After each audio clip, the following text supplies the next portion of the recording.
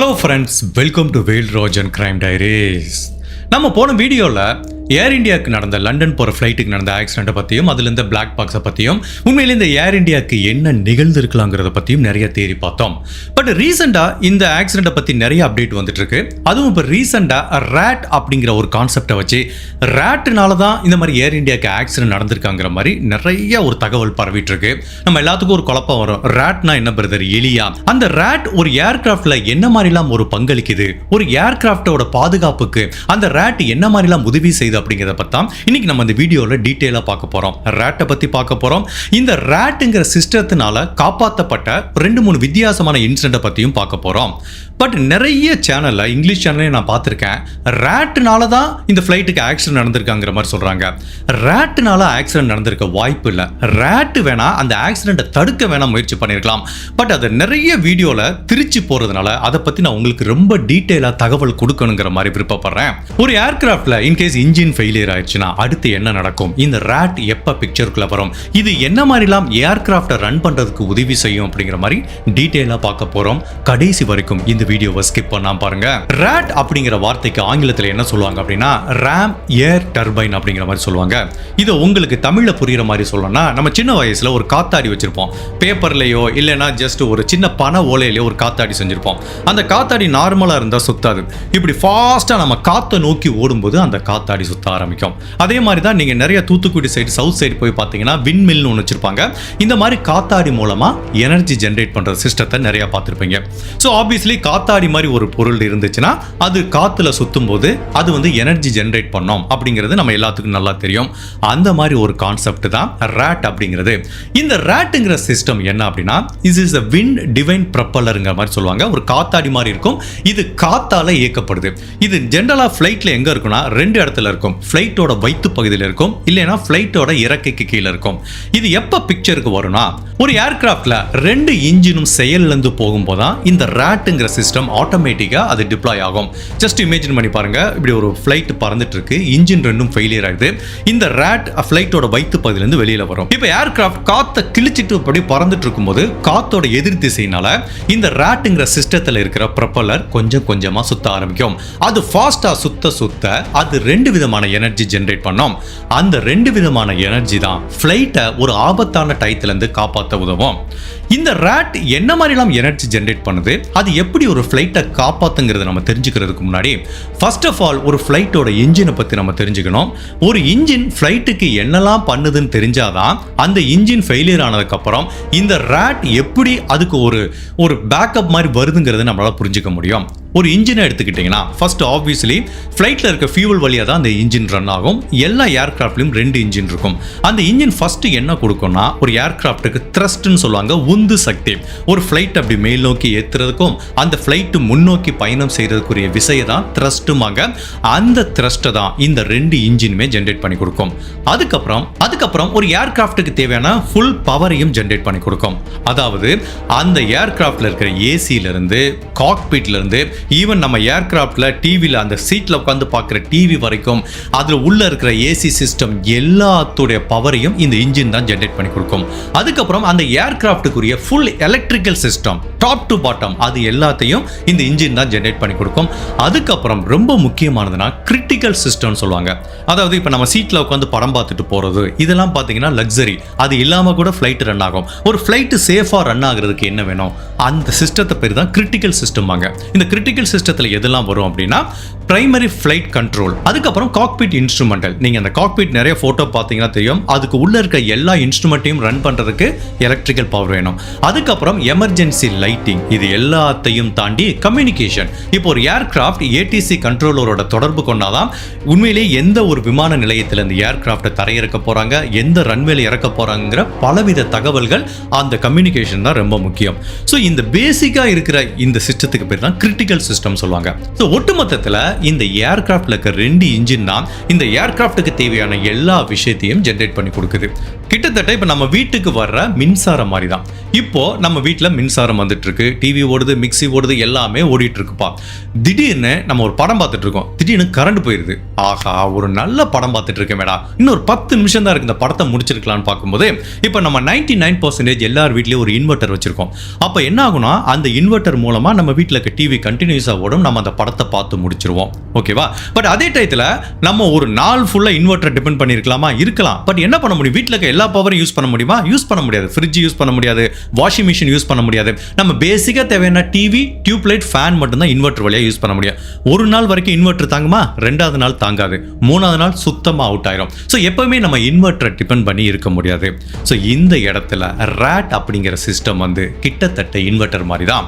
இப்போ நான் சொல்கிறேன், இப்போ ஒரு இன்ஜின் வந்து ரெண்டுமே செயலிழந்து போகுது. ஒரு ஏர்கிராஃப்ட் பறந்துட்டு இருக்கும்போது இன்ஜின் செயலிழந்து போனால் என்ன ஆகும்? அந்த ஏர்கிராஃப்ட் கிடைக்கிற த்ரஸ்ட் நின்றும். தட் மீன்ஸ் ஏர்கிராஃப்ட் இப்படி முன்னோக்கி அதை தள்ளுறோட விசையை இழந்துரும். அதுக்கப்புறம் அந்த ஃபுல் ஏர்கிராஃப்ட்டுக்கும் போகிற எலக்ட்ரிக்கல் சிஸ்டமும் கம்ப்ளீட்டாக ஸ்டாப் ஆயிரும். ஜஸ்ட் திங்க் பண்ணி பாருங்க, இப்படி ஏர்கிராஃப்ட் பறந்துட்டு இருக்கும்போது ஃப்ளைட்டோட உந்துதல் சக்தியும் குறைஞ்சிட்டு வருது. உள்ள வந்து பார்த்தீங்கன்னா எல்லா எலக்ட்ரிக்கல் சிஸ்டமும் ஷட் டவுன் ஆயிருது. ஈவன் அந்த காக்பிட்ல எங்க பறந்துட்டு இருக்கோம் அப்படிங்கிற எந்த டீட்டெயிலும் அங்க இருக்கிற டிவைஸ் வழியா விமானியால பார்க்க முடியாது. ஆப்வியஸ்லி எல்லாமே பிளாங்கா இருக்கும். அந்த மாதிரி டயத்துல அந்த ஏர்கிராஃப்ட் ஆக்சிடென்ட் ஆக சான்ஸ் இருக்கு. அந்த டயத்துல தான் இந்த ராட்டுங்கிற சிஸ்டம் இந்த ஃப்ளைட்டோட வயிற்று பகுதியிலிருந்து வெளியில வரும். எப்போ 2 இன்ஜின் ஷட் டவுன் ஆகுதோ ஆட்டோமேட்டிக்கா இந்த ராட் வந்து வெளியில வரும். அந்த ராட் என்ன பண்ணுனா 2 விதமான சக்தியை ஜெனரேட் பண்ணோம். எப்படி ஜெனரேட் பண்ணோம்? அந்த எதிர்வினையில வர்ற காத்தோ வச்சு இந்த ப்ரொப்பல்லர் சுத்த 2 விதமான சக்தி ஜெனரேட் பண்ணோம். ஒன்று வந்து ஹைட்ராலிக் பவர் ஜெனரேட் பண்ணோம், 2வது எலக்ட்ரிக்கல் பவர் ஜெனரேட் பண்ணோம். இந்த ஹைட்ராலிக் பவர் எதுக்குன்னா ஹைட்ராலிக் பம்பை ரன் பண்றதுக்கு யூஸ் பண்ணோம். ஃப்ளைட் வந்து ஹைட்ராலிக் பம்ப் எதுக்கு பயன்படுத்துவாங்கன்னா ஒரு ஃப்ளைட்டை சமநிலையில பறக்க வைக்கிறதுக்கு, இப்படி ஆடாம அந்த ஃப்ளைட்டை கண்ட்ரோலா போக வைக்கிறது தான் ஹைட்ராலிக் பம்புமாங்க. இப்போ 2 இன்ஜினுமே ஆஃப் ஆயிடுச்சுன்னா என்ன ஆகும்? உந்துதல் சக்தி, த்ரஸ்ட் இருக்காது, கம்ப்ளீட்டா ஜீரோ ஆயிரும். ஃப்ளைட்டோட வேகமும் குறைய ஆரம்பிக்கும். அப்ப ஃப்ளைட் தள்ளாடாம ஏற்கனவே இருந்த உந்துதல் சக்தியை வச்சியும் ஏர் ஸ்பீடை வச்சியும் ஃப்ளைட் மெதுவா பறக்கும் போது அப்போ அதை சமநிலையில வைக்கிறதுக்கு ஹைட்ராலிக் பவர் வேணும். அதுக்கு தான் ஹைட்ராலிக் பம்ப்னு ஒன்று தேவைப்படும். அந்த ஹைட்ராலிக் பம்பை தான் இந்த ராட்டுங்கிற சிஸ்டம் ஃபர்ஸ்ட் ஆக்டிவேட் பண்ணும். ஸோ இப்போ 2 இன்ஜின் ஃபெயிலியர் ஆச்சுன்னா அந்த ஹைட்ராலிக் பம்ப் ஆக்டிவேட் ஆகும்போது ஃப்ளைட் சமநிலையில போகும். அதே டயத்தில் அந்த ஃப்ளைட் எந்த திசையை நோக்கி பயணம் பண்ணுது? இப்போ எமர்ஜென்சியா பக்கத்தில் இருக்கிற எந்த ஒரு விமான நிலையத்தில் இந்த ஃப்ளைட்டை நம்ம லேண்ட் பண்ணலாம் அப்படிங்கிறதுக்கு first of all communication system வேணும். காக்பிட்ல இருக்க எல்லா இன்ஸ்ட்ருமெண்ட்டும் ஒர்க் ஆகணும். அந்த மாதிரி பேசிக்கான கிரிட்டிக்கல் சிஸ்டத்துக்கு என்ன வேணும்? எலக்ட்ரிக்கல் பவர் வேணும். பட் ஒன்ஸ் இன்ஜின் போச்சுன்னா அந்த எலக்ட்ரிக்கல் பவர் போயிடும். பட் அப்பதான் இந்த ராட் என்ன பண்ணும்? எலக்ட்ரிக்கல் பவரையும் ஜென்ரேட் பண்ணும். அந்த எலக்ட்ரிக்கல் பவர் என்ன பண்ணும்னா ஃப்ளைட் ஃபுல்லாவே எல்லாத்துக்கும் எலக்ட்ரிக்கல் பவர் கொடுக்காது. ஒன்லி இந்த கிரிட்டிக்கல் சிஸ்டம் மட்டும், நான் சொன்ன அந்த கிரிட்டிக்கல் சிஸ்டத்துக்கு மட்டும் எலக்ட்ரிக்கல் பவரை கொடுக்கும். இது எதுக்குன்னா இந்த ராட்டுங்கிற சிஸ்டம் எதுக்குன்னா இப்போ 2 இன்ஜினும் ஃபெயிலியர் ஆச்சு. அதை வச்சு இனிமேல் ஃப்ளைட் நெடுதூரம் பயணம் பண்ண முடியாது. ஸோ பக்கத்தில் எங்கேயாவது இந்த ஃப்ளைட்டை தர இறக்கணுங்கிற மாதிரி ஒரு சூழ்நிலை வருது. இப்போ நம்மளுக்கு ஒரு டவுட் வரும்.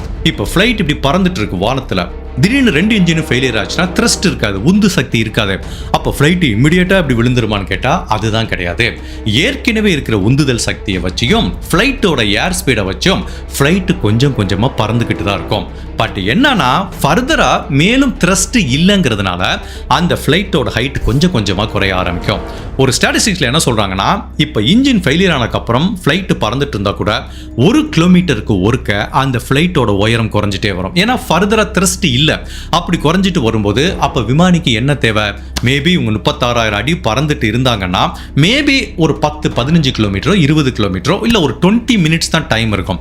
அந்த 20 மினிட்ஸ் டயத்துக்குள்ள பக்கத்தில் இருக்கிற ஏதாவது ஒரு விமான நிலையத்தை காண்டாக்ட் பண்ணி இந்த ஃப்ளைட்டை தரையிறக்கலாம். அப்பதான் இந்த ராட் உள்ள வரும். ஸோ இப்போ 2 இன்ஜின் ஃபெயிலியர் ஆனதுக்கப்புறம் அந்த ராட் சிஸ்டம் என்ன பண்ணுன்னா 5 கிலோவாட் வரைக்கும் மின்சாரத்தை ஜென்ரேட் பண்ணுங்கிறாங்க. அது வந்து ஒவ்வொரு ஏர்கிராஃப்டை பொறுத்து வித்தியாசப்படும். பட் போயிங் மாதிரி ஒரு மிகப்பெரிய இன்ஜின் பவர் இருக்கிற அந்த மாதிரி போயிங் விமானத்துல எல்லாம் ஈவன் 50 வாட் கூட மின்சாரத்தை ஜென்ரேட் பண்ற அளவுக்கு தான் ராட் சிஸ்டம் இருக்குங்கிறாங்க. இப்போ ராட் சிஸ்டம் ஆக்டிவேட் ஆச்சுன்னா என்ன நடக்கும்? ஃபர்தரா ஃப்ளைட் ஃபாஸ்டா போகாது. அதை சமநிலையில வைக்கிறதுக்கு ஹைட்ராலிக் பம்ப் ஆக்டிவேட் ஆயிரும். அதுக்கப்புறம் உள்ள அந்த விமானத்தை தரையிறக்கிறதுக்குரிய பேசிக்கான எலக்ட்ரிக்கல் சிஸ்டம் எல்லாமே ஆக்டிவேட் ஆகும். அப்போ அந்த விமானி பாதுகாப்பா அந்த விமானத்தை தரையிறக்கிறதுக்கு வாய்ப்பு இருக்கு. சோ இந்த ராட்ங்கிறது என்னன்னா ஒரு இன்ஜினோட ஆல்டர்னேட்டிவ் நம்ம எடுத்துக்க முடியாது. ஓகே, இப்போ 2 இன்ஜின் ஃபெயிலியர் ஆச்சு, அதனால ராட் சிஸ்டம் ஆக்டிவேட் ஆகி ஃபிளைட்டை ரன் பண்ணுதுன்னு எடுத்துக்கவே முடியாது. ஃபிளைட்டை பொறுத்த வரைக்கும் இன்ஜின் மட்டும்தான் அந்த உந்துதல் த்ரஸ்ட்டை வந்து ஜென்ரேட் பண்ண முடியும். ராட்டால ஜென்ரேட் பண்ணவே முடியாது. ராட் ஜஸ்ட் ஒரு பேக்கப் சிஸ்டம் மட்டும்தான். அகைன் திரும்ப சொல்றேன், நம்ம வீட்டில் கரண்ட் போச்சுன்னா பேசிக்கா இருக்க டியூப் லைட்டையும் ஃபேனையும் போட்டு நைட்டு தூங்க வைக்கிறதுக்குரிய இன்வெர்டர் மாதிரி தான் ராட் அப்படிங்கிற இந்த சிஸ்டம் பயன்படுத்தப்படுது. சரி பிரதர், ஓகே ராட் சொல்றீங்க, இந்த மாதிரி ராட்டை வச்சு ஏதாவது ஒரு ஃபிளைட் காப்பாற்றப்பட்டிருக்கா? ஏதாவது 2 இன்ஜின் ஃபெயிலியர் ஆகி ரேட்னால பத்திரமா தரையிறக்கப்பட்டிருக்கான்னு கேட்டா 1 இல்லை 2 இல்லை பலவிதமான ஏர்கிராஃப்ட் ஆக்சிடென்ட்ல தப்பிச்சிருக்கு. அந்த மாதிரி ஒரு 2-3 கேஸை தான் அடுத்து பார்க்க போறோம். 2001 வருஷம் கனடால இருக்கிற டொரண்டோல இருந்து லிஸ்பன் அப்படிங்கிற ஊருக்கு ஏர் டிரான்சிட் ஃபிளைட் 236 அப்படிங்கிற ஒரு ஃபிளைட்டு 300 பயணிகளை ஏற்றிட்டு அட்லாண்டிக் ஓஷன் மேலே பறந்துட்டு இருக்கு. அப்படி அட்லாண்டிக் ஓஷன் மேலே பறந்துட்டு இருக்கும்போது அந்த ஃபிளைட்டில் இருக்கிற 2 இன்ஜினுமே ஃபெயிலியர் ஆயிடுது. அப்போ ஆட்டோமேட்டிக்காக இந்த ராட்டுங்கிற சிஸ்டம் வெளியில் வருது. ஸோ ராட் என்ன பண்ணுது? ஃபர்ஸ்ட் ஹைட்ராலிக் ப்ரெஷர் ஜென்ரேட் பண்ணுது, ஹைட்ராலிக் பம்ப் ரன் ஆக ஆரம்பிக்குது. ஆட்டோமேட்டிக்காக ஃபிளைட்டோட ஸ்பீடு குறைஞ்சா கூட ஃபிளைட் சமநிலையை அடைய ஆரம்பிக்குது. அடுத்தபடியாக ஒரு விமானத்தை தரையிறக்கு தேவைப்படுற கிரிட்டிக்கல் கம்யூனிகேஷன் சிஸ்டம், அதுக்கு தேவையான எலக்ட்ரிக்கல் பவர் எல்லாத்தையுமே இந்த ரேட் ஜென்ரேட் பண்ணி கொடுக்குது. அப்போ பேசிக்கா அந்த ரேட் கொடுக்கிற பவரையும் அந்த ஹைட்ராலிக் பிரஷரையும் வச்சு அந்த ஃபிளைட் அட்லாண்டிக் ஓஷன்ல என்னதான் ஹைட் குறைஞ்சிட்டு இருந்தா கூட அங்க இருந்து கிட்டத்தட்ட 20 கிலோமீட்டர் டிஸ்டன்ஸ்ல ஒரு ஏர்பேஸ் இருக்கு, அதாவது ஒரு ராணுவ விமான தளம் இருக்கு. ஸோ அவங்க கிட்ட ரிக்வெஸ்ட் பண்ணி கேட்டு மொத்தம் 300 பயணிகள் பயணிச்ச இந்த 236 அப்படிங்கிற ஃபிளைட்டை ரொம்ப பத்திரமா தரையிறக்கிருக்காங்க. உண்மையிலேயே அட்லாண்டிக் ஓஷன் மேல பறந்துட்டு இருந்தா கூட லக்கிலி இந்த ஃபிளைட் தரையிறக்கப்பட்டதுக்கு 2 காரணம். ஒன்று அந்த ராட்டுங்கிற சிஸ்டம், பட் லக்கிலி அவங்களுக்கு தரையிறக்கிறதுக்காக பக்கத்தில் ஒரு விமானத்தோட ஓடுதளம் இருந்ததுனால தான் இது பாசிபிள் ஆச்சு. பட் இன்கேஸ் நம்ம ஒரு ஆள் நடமாட்டமே இல்லாமல் கடல் மேலே பறந்துட்டு இருக்கோம்னு வச்சுக்கோங்களேன், அப்போ தரையிறக்க எங்கேயுமே வாய்ப்பு இல்லைன்னா இந்த ராட்டுங்கிற சிஸ்டம் விமானத்தை காப்பாற்றுறதுக்கு எந்த விதத்திலும் பயனுள்ளதாக இருக்காது. பட் அதே டயத்தில் மேபி அந்த கடல் மேலே ரொம்ப ஃபாஸ்ட்டாக வராமல் மெதுவாக தரையிறக்கிறதுக்கு இந்த ராட்டுங்கிற சிஸ்டம் ஹெல்ப் பண்ணும். அடுத்தபடியா 2009 வருஷம் யூஎஸ் ஏர்வே ஃபிளைட் 1549 அப்படிங்கிற ஃபிளைட்டு ஹட்சன் ரிவர் மேல பறந்துட்டு இருக்கு. அப்படி பறந்துட்டு இருக்கும்போது அந்த ஃபிளைட்டை நிறைய பறவைகள் தாக்குனதுல 2-3 பறவைகள் அந்த இன்ஜின்ல மோதி 2 இன்ஜினுமே செயல் இருந்தது. அப்போ வேற வழியே இல்ல, அவங்க ஹட்சன் ரிவர்ல தான் அந்த ஃபிளைட்டை இறக்குற மாதிரி ஒரு சூழ்நிலை இருக்கிறதுனால. பட் அப்ப என்ன ஆகுதுன்னா, ஆப்வியஸ்லி 2 இன்ஜின் ஃபெயிலியர் ஆச்சு, த்ரஸ்ட் எதுவுமே கிடையாது, full electrical system shut down ஆயிடுது. அப்போ பைலட் என்ன பண்றாரு? இந்த ராட்டை ஆக்டிவேட் பண்றாரு. ஸோ அவரோட கம்யூனிகேஷன் சிஸ்டத்துக்கு மட்டும் எலக்ட்ரிக்கல் பவர் வருது. இந்த ஹைட்ராலிக் பம்ப் என்ன பண்ணுது? அந்த ஃபிளைட்டை வந்து சமநிலையில் வச்சுக்குது. ஸோ அதுக்கப்புறம் இந்த எலக்ட்ரிக்கல் கிரிட்டிக்கல் சிஸ்டத்துக்குடைய எலக்ட்ரிக்கல் பவர் ஏன் முக்கியத்துவம் வாய்ந்ததுன்னா, ஓகே இப்போ அவர் ஒரு ஹட்சன் ரிவர் மேலே பறந்துட்டு இருக்காரு. ஸோ கண்ணை மூடி எந்த இடத்துல வேணாலும் அவங்க தரையிறக்க முடியாது. இந்த கம்யூனிகேஷன் சிஸ்டம் தெளிவாக இருந்தால் தான் அவங்க எந்த கோஆர்டினேஷனில் இருக்காங்க, எவ்வளவு ஸ்பீடில் எந்த இடத்துல தரையிறக்க போறாங்க அப்படிங்கிற பலவித தகவல்களை அவங்க ஏர் டிராஃபிக் கண்ட்ரோலரோட டிஸ்கஸ் பண்ணி ஒரு முடிவு எடுக்க முடியும். பட் கம்யூனிகேஷன் சிஸ்டம் இல்லைன்னா கண்டிப்பா பைலட்டால என்ன சொல்றது, கண்ணை மூடிட்டு ஃபிளைட் ஓட்டுற மாதிரி தான்.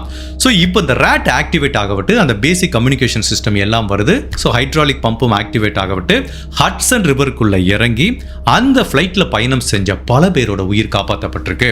இந்த இன்சிடென்ட் ரொம்ப ஃபேமஸான இன்சிடென்ட். இதை பத்தி ஒரு திரைப்படம் கூட வந்திருக்கு. இப்போ நம்ம எல்லாத்துக்கும் ஒரு டவுட் வரும், இன்ஜின் ஃபெயிலியர் ஆனாதான் இந்த ராட் ஆக்டிவேட் ஆகும்னா அப்படி கிடையாது. இந்த ராட் வந்து மொத்தம் ஒரு 2 சூழ்நிலையில ஆக்டிவேட் ஆகும். ஒன்னு 2 இன்ஜினும் ஃபெயிலியர் ஆச்சுன்னா என்ன, எல்லாமே அவுட், த்ரஸ்டும் out, electrical system out. But சில கேஸ்ல என்ன ஆகும்னா, இன்ஜின் ரன் ஆகிட்டு இருக்கும், இன்ஜின் வந்து எலக்ட்ரிக்கல் பவர் ஜென்ரேட் பண்ணிட்டு இருக்கும். பட் இந்த எலக்ட்ரிக்கல் சிஸ்டம்ல இருக்க ஜென்ரேட்டரோ இல்லை அந்த பக்கம் இருக்கிற எலக்ட்ரிக்கல் அந்த சைடு இருக்க சர்க்கியூட்டோ ஏதோ ஃபெயிலியர் ஆச்சுன்னு வச்சுக்கோங்களேன். அப்போ இந்த ராட் ஆக்டிவேட் ஆகி அந்த எலக்ட்ரிக்கல் சர்க்கியூட்டை திரும்பவும் பவர் சப்ளை கொடுத்து ஆக்டிவேட் பண்ணுறதுக்கு சான்ஸ் இருக்கு. இந்த மாதிரி கூட சினாரியோ நடந்திருக்கு. இப்போ இன்ஜின் ஆக்டிவாக இருக்கும், பட் அது ஒன்றுமே பிரச்சனை கிடையாது, எலக்ட்ரிக்கல் பவர் ஜென்ரேட் பண்ணி தான் இருக்கும். பட் அந்த எலக்ட்ரிக்கல் சிஸ்டத்தில் ஃபெயிலியராக இருக்கும்போது இன்ஜின் கொடுக்குற பவர் அதுக்கு சரியாக போகலைன்னா ராட் அந்த மாதிரி பவர் கொடுத்து கூட நிறைய ஏர்கிராஃப்ட் காப்பாற்றப்பட்டிருக்கு. ஸோ நான் ஏற்கனவே சொன்ன மாதிரி இந்த ராட்டுங்கிற சிஸ்டம் எப்படி இருக்குன்னா, ஹைட்ராலிக்கும் ஜென்ரேட் பண்ணும், எலக்ட்ரிக் பவரும் ஜென்ரேட் பண்ணும் சொல்லுவோம். பட் சில ஏர்கிராஃப்டை பொறுத்த வரைக்கும் இந்த ராட் சிஸ்டம் கொஞ்சம் வேறுபடுங்கிறாங்க. சில இதில் ஒன்லி ஹைட்ராலிக் மட்டும்தான் இருக்கும். ஃபார் எக்ஸாம்பிள் அந்த ஹைட்ராலிக் பம்ப் ஜென்ரேட் பண்ணுறதுனால ஃப்ளைட் சமநிலையில் இருக்கும், ஃப்ளைட்டோட லேண்டிங் கியர் வரும், பிரேக் பிடிக்க முடியும், அந்த மாதிரி நிறைய ஆப்ஷன் இருக்கும். பட் அந்த மாதிரி ஹைட்ராலிக் ஒன்லி அப்படின்னு இருந்துச்சுன்னா அதில் எலக்ட்ரிக் பவர்லாம் ஜென்ரேட் பண்ணாதுங்கிறாங்க. பட் சில இதில் ஹைப்ரிட் மாடல் ரெண்டுமே இருக்குங்கிறாங்க. பட் நான் படித்து பார்த்த வரைக்கும் இப்போ ரீசெண்டாக ஆக்சிடென்ட் ஆன நம்ம ஏர் இந்தியா ஃப்ளைட்டில் ஒன்லி ஹைட்ராலிக் மட்டும்தான் இந்த ரேட் வழியாக ஜென்ரேட் செய்யப்படுது அப்படிங்கிற மாதிரி சொல்கிறாங்க. ஸோ இப்போ இது வரைக்கும் ஒரு ஏர்கிராஃப்டில் ரேட் என்ன பண்ணுது, என்ன மாதிரி பவர் ஜென்ரேட் பண்ணுது, அது எப்போ ஆக்டிவேட் ஆகுது, அதனோட பயன்பாடு என்னங்கிறதெல்லாம் பார்த்தோம். இப்போ நம்ம ஏர் இந்தியா கிராஷுக்கு வருவோம். இப்போ ஏன் இதை பற்றி நம்ம மெயினாக பேசுகிறோம் அப்படின்னா, இப்போ இந்த ஏர் இந்தியா ஃப்ளைட் வந்து இப்படி ஆக்சிடென்ட் ஆனதை ஒரு ஸ்கூல் காலேஜ் படிக்கிற பையன் ரெக்கார்ட் பண்ணினால, அப்போ அந்த ரெக்கார்டிங்கோட ஆடியோவை ரொம்ப க்ளோஸாக கேட்டிங்கன்னா தெரியும், ஒரு போயிங் இன்ஜின் ரன் ஆகிற சத்தத்துக்கும் அந்த ஏர்கிராஃப்டில் ரேட்டுங்கிற சிஸ்டம் ரன் ஆகிற சத்தத்துக்கும் நிறைய வித்தியாசம் இருக்குது, ஈஸியாக கேப்சர் பண்ண முடியும். ஸோ அந்த ஆடியோவை ரொம்ப க்ளோஸாக கேட்டால் எக்ஸ்பர்ட் என்ன சொல்கிறாங்கன்னா, இது ஒரு போயிங் இன்ஜின் சத்தம் மாதிரியே கேட்கல, ரேட்லேருந்து என்ன சத்தம் வருமோ அந்த சத்தம் தான் கேட்குது. ஸோ தட் மீன்ஸ் ஈவன் அந்த ஏர்கிராஃப்டில் கூட ரேட் சிஸ்டம் ஆக்டிவேட் ஆன மாதிரி தான் சில காட்சிகளில் பதிவாயிருக்குங்கிற மாதிரி சொல்கிறாங்க. ஸோ இப்போ அது உண்மைன்னு வச்சுப்போம். ரேட் ஆக்டிவேட் ஆயிருக்குன்னா என்ன நடந்திருக்கும், இந்த ஏர்கிராஃப்ட் அப்படி டேக் ஆஃப் ஆகும்போதே ரேட் ஆக்டிவேட் ஆயிருக்கு. ஸோ அப்போ 2 இன்ஜினும் ஃபெயிலியர் ஆயிருக்கு, அப்படி இல்லைன்னா எலக்ட்ரிக் சிஸ்டம் ஃபெயிலியர் ஆயிருக்கும். இது 2ல் ஏதாவது ஒன்று தான் நடந்திருக்கும். ஸோ நம்ம உறுதியாக சொல்ல முடியாது இன்ஜின் ஃபெயிலியர் ஆயிடுச்சு அதனால தான் ரேட் வந்துச்சுன்னு சொல்ல முடியாது. சில கேஸில் எலக்ட்ரிக் சிஸ்டம் ஃபெயிலியர் ஆனால் கூட அப்போ ரேட் வர்றதுக்கு வாய்ப்பு இருக்கு. பட் இந்த இடத்துல ஓகே இன்ஜினே ஃபெயிலியர் இருக்கட்டும், எலக்ட்ரிக் சிஸ்டமே இருக்கட்டும், பட் ரேட் இருந்தும் ஏன் நம்ம ஏர் இந்தியா ஃப்ளைட்டுக்கு 5 to 10 மினிட்ஸ் நம்மளால டைம் பை பண்ணி அந்த ஏர்கிராஃப்டை பத்திரமா தரையிறக்க முடியலங்கிறதுக்கு நான் என்ன ஃபீல் பண்றேன்னா, maybe I'm not aviation expert, but படிச்சு பார்த்த வரைக்கும் எனக்கு என்ன தோணுதுன்னா, மேபி ஒரு ஃப்ளைட் ஏற்கனவே நல்லா ஸ்பீடாக பறந்துட்டு இருக்கும்போது இன்ஜின் ஃபெயிலியர் ஆனாலோ எலக்ட்ரிக் சிஸ்டம் ஃபெயிலியர் ஆனாலோ அப்போ இந்த ரேட் ஆக்டிவேட் ஆகும்போது உங்களுக்கு ஆட்டோமேட்டிக்காக நிறைய பவர் ஜென்ரேட் ஆகிறதுக்கு சான்ஸ் இருக்கு. பட் இப்போ ஃப்ளைட் டேக் ஆஃப் ஆன உடனேயே இன்ஜினோ எலக்ட்ரிக் சிஸ்டமோ ஃபெயிலியர் ஆகி இந்த ரேட் சிஸ்டம் வெளியில் வரும்போது மேபி அந்த ஏர் ஸ்பீட் வந்து நிறைய பவர் ஜென்ரேட் பண்ணதுக்கு பத்தாம இருந்திருக்கலாம். அதனால போதுமான ஹைட்ராலிக் பிரஷரோ இல்ல எலக்ட்ரிக் பவரோ இந்த ரேட் மூலமா இந்த ஏர்கிராஃப்ட்டுக்கு கிடைக்காம இருந்திருக்கலாம். அதனால தான் அந்த ஃப்ளைட் ஃபர்தரா டேக் ஆஃப் ஆக முடியாம ஆக்சிடென்ட் ஆயிருக்குங்கிற மாதிரி தோணுது. ஸோ இது எல்லாமே நம்ம படிச்சு பார்த்த வரைக்கும் இப்போ புதுசா ரேட் அப்படிங்கிற சிஸ்டத்தை வச்சு நிறைய தியரி போட்டிருக்காங்க. ஸோ இப்போ உங்களுக்கு ரேட் அப்படின்னா என்னன்னு கிளியரா புரியும். ஒரு ஏர்கிராஃப்ட்ல அந்த ரேட்டுங்கிறது என்னன்னா நம்ம வீட்டில் பயன்படுத்துற இன்வெர்டர் மாதிரின்னு இப்போ உங்களுக்கு கொஞ்சம் கிளியர் ஐடியா இருக்கும்னு நினைக்கிறேன். பட் அகைன் நான் சொன்ன மாதிரி இந்த பிளாக் பாக்ஸை டீகோட் பண்றது கொஞ்சம் டைம் ஆகும். அதை டீகோட் பண்ணி பார்த்தாதான் நம்ம போன இதில் வந்து சொன்னோம் இந்த ஃப்ளாப்ஸ் கூட ஒரு காரணமாக இருக்கும்னு சொன்னாங்க. ஃப்ளாப்ஸா இல்லை இன்ஜின் ஃபெயிலியர் ஆச்சா இல்லை இந்த ரேட் எதுக்காக வெளியில் வந்துச்சு, எலக்ட்ரிக் சர்க்கியூட் ஆனாச்சா, ஹைட்ராலிக் ப்ரெஷர் கொடுத்துச்சா அப்படிங்கிற மாதிரி பலவித கொஸ்டின் நம்மளுக்கு பிளாக் பாக்ஸ் வந்தால் தான் தெரிய வரும். ஸோ இந்த ரேட்டுங்கிற சிஸ்டத்தை பற்றி உங்களுக்கு நல்லா புரிஞ்சிருச்சு, இது ரொம்ப கிளியராக சொன்னீங்கன்னு நீங்கள் ஃபீல் பண்ணீங்கன்னா உங்கள் ஃப்ரெண்ட்ஸ் கிட்டையும் குடும்ப உறவுகள் கிட்டையும் இதை ஷேர் பண்ணுங்க. Let's wait for black box result. அது வரவிட்டு தான் உண்மையிலே இந்த ஏர்கிராஃப்ட்டுக்கு என்ன நிகழ்ந்ததுங்கிறது நம்மளுக்கு தெரிய வரும். ஸோ இந்த ரேட் வீடியோ பற்றி நீங்கள் என்ன நினைக்கிறீங்க, உங்களோட கருத்தை மறக்காம இந்த வீடியோவில் பதிவு பண்ணுங்க. இன்னொரு கிரைம் கேஸில் உங்களை நாளைக்கு சந்திக்கிறேன். Till then, stay safe, take care, bye.